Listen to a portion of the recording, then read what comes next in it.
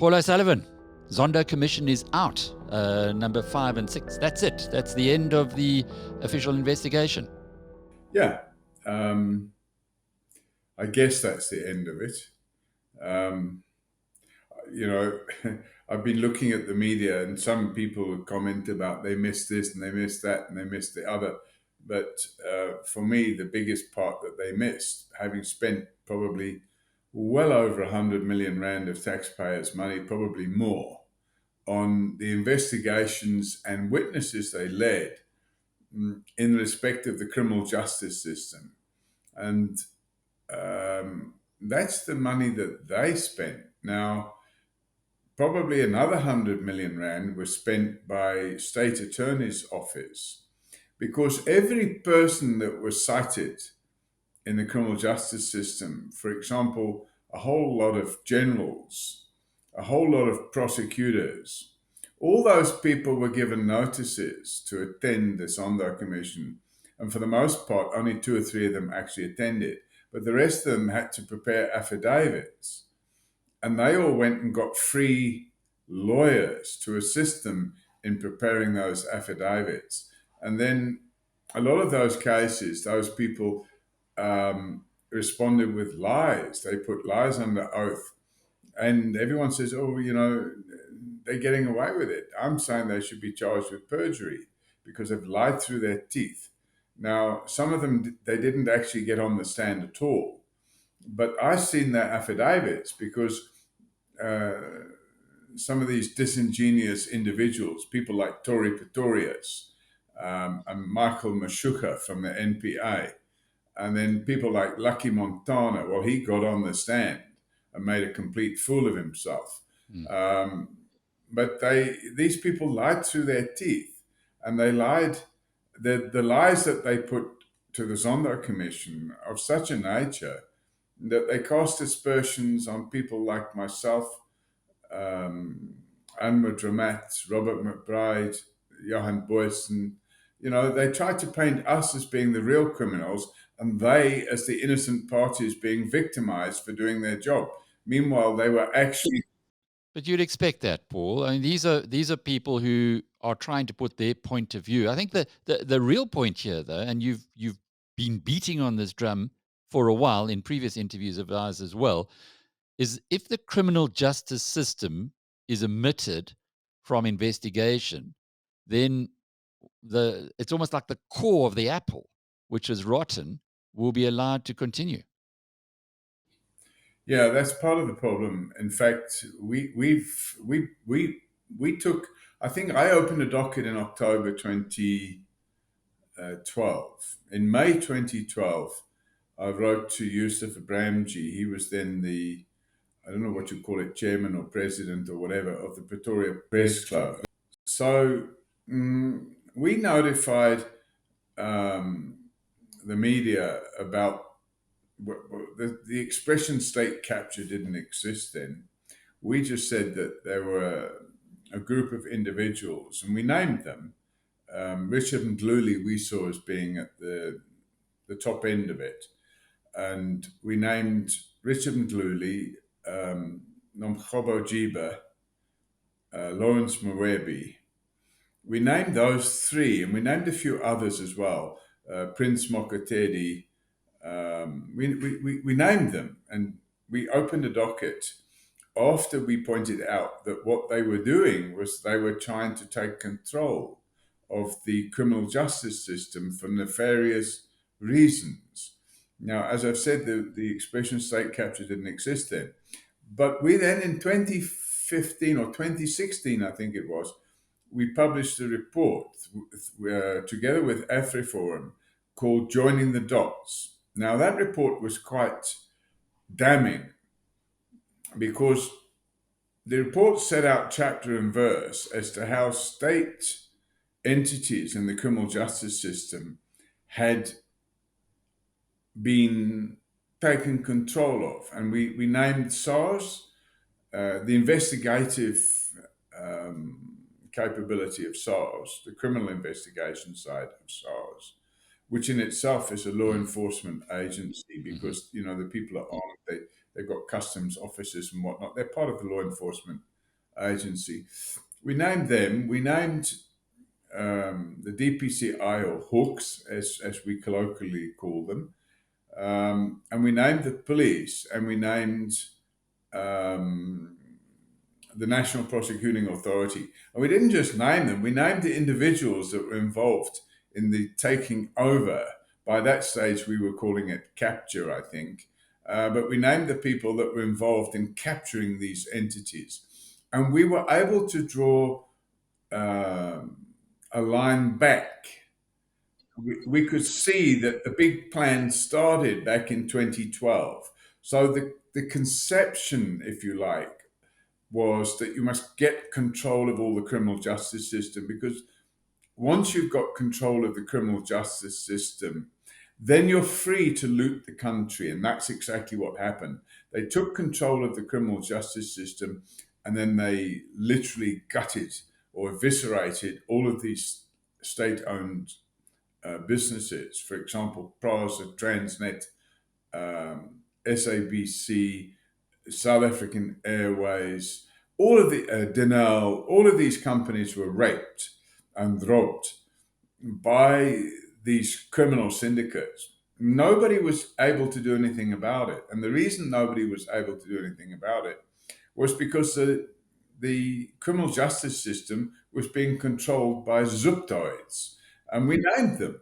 And in the case of the National Prosecuting Authority, it was Sean Abrahams, who was illegally appointed. We pointed out right at the beginning that he'd been illegally appointed.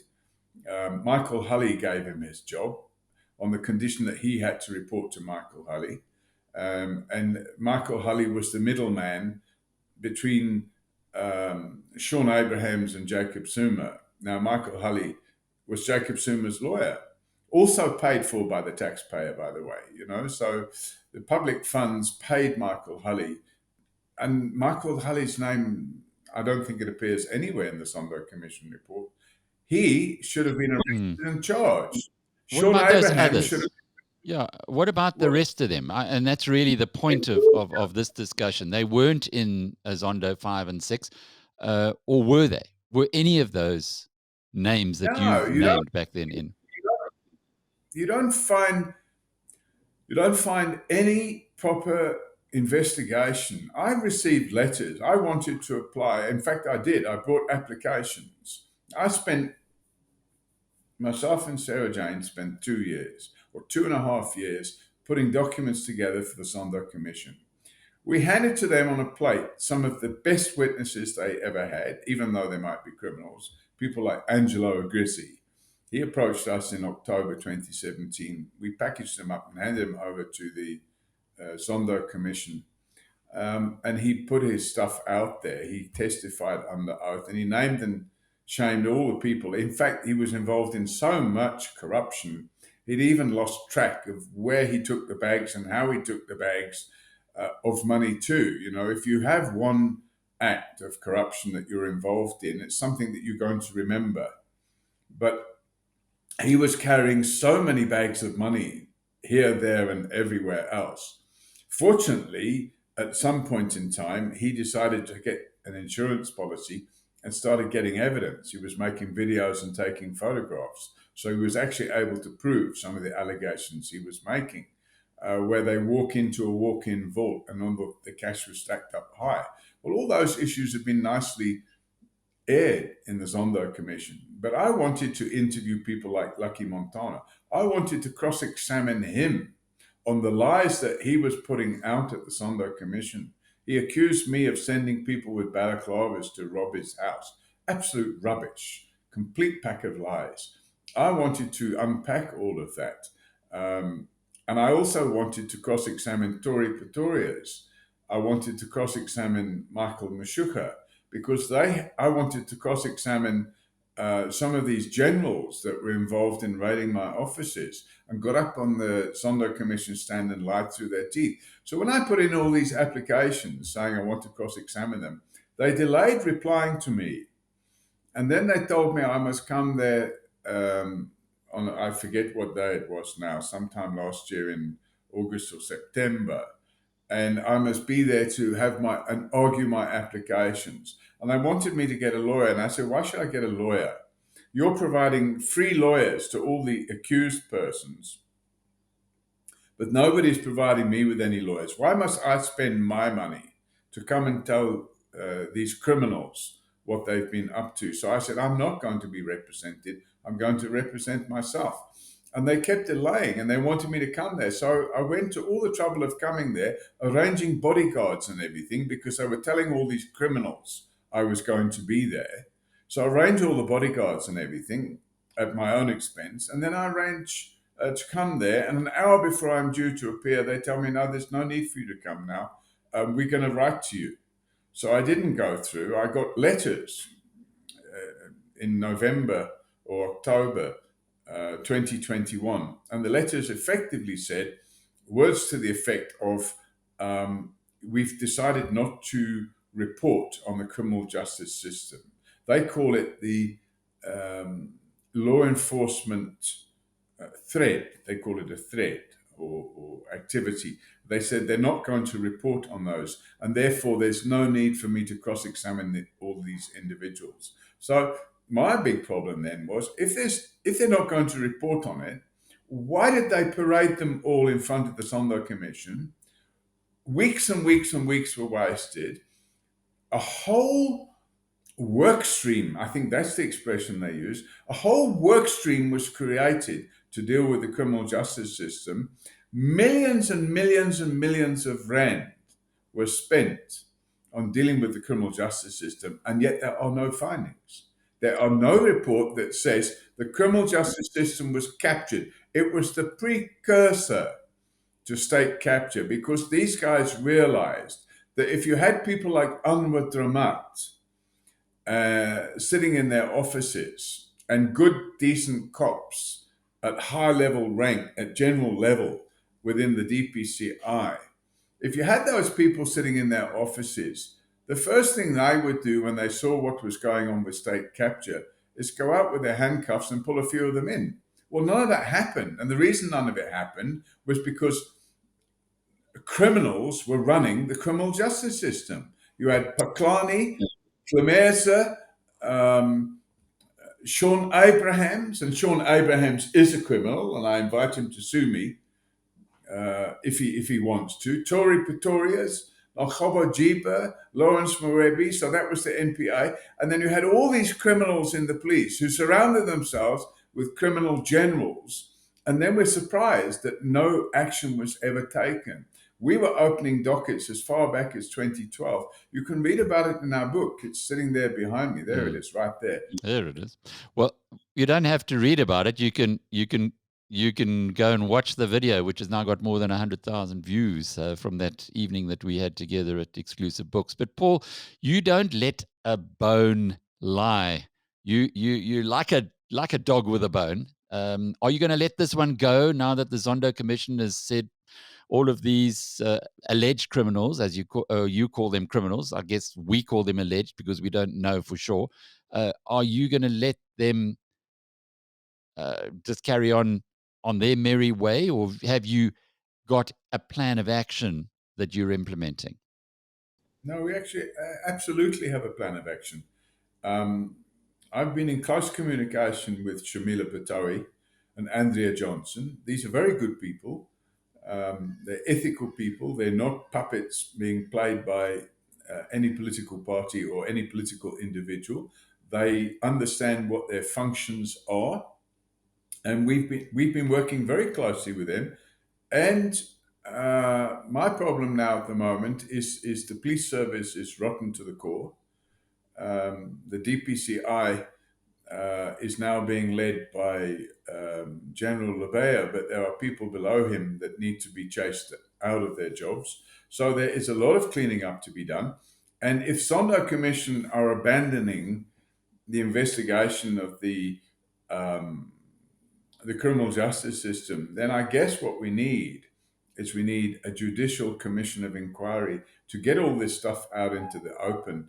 And we might even bring an application for a judicial commission of inquiry so that we can get to the bottom of these things. I make the point 100 times in the last 6 months, and I make the point again today, that if we had a properly working, functioning criminal justice system between 2012 and today, state capture would never have been possible because the people would have been arrested, the Guptas would have been arrested, all of these slime people that were taking kickbacks, they would have all been behind bars. You wouldn't have seen people like Sean Abrahams leapfrogging competent prosecutors to become the NDPP.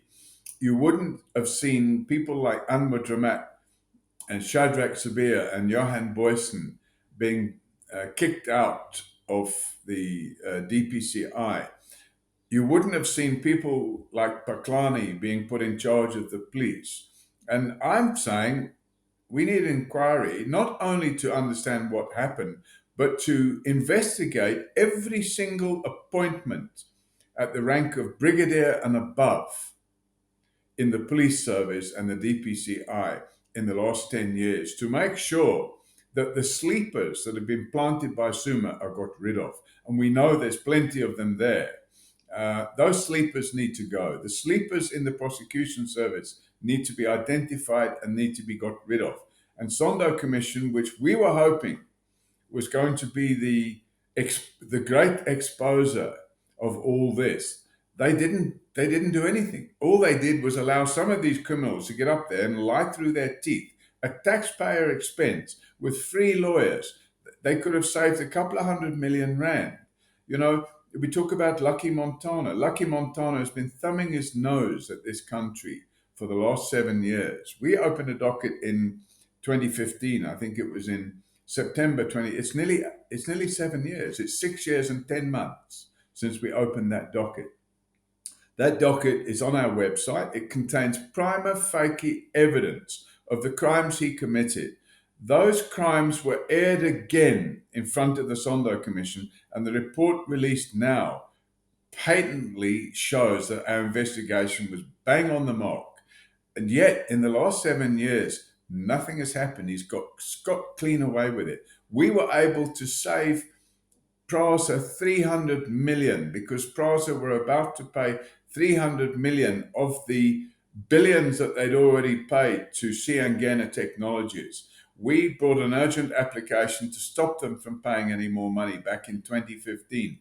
They didn't pay the money. They stopped. So we saved 300 million. That cost me over 180,000 Rand to bring that application. I've not got anybody saying, oh, well done, Paul, you've saved 300 million. There's your 180,000 Rand fees. I gave all our files to Werksmans, and Werksmans had those tenders set aside by the High Court.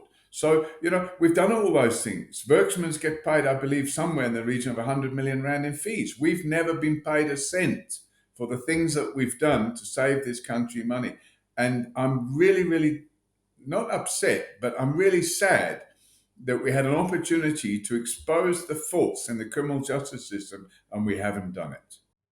Compelling argument. Paul O'Sullivan, Forensics for Justice, which is a non-profit organization funded primarily by him and hopefully more members of the BizNews community after this conversation. I'm Alec Hogg for BizNews.com.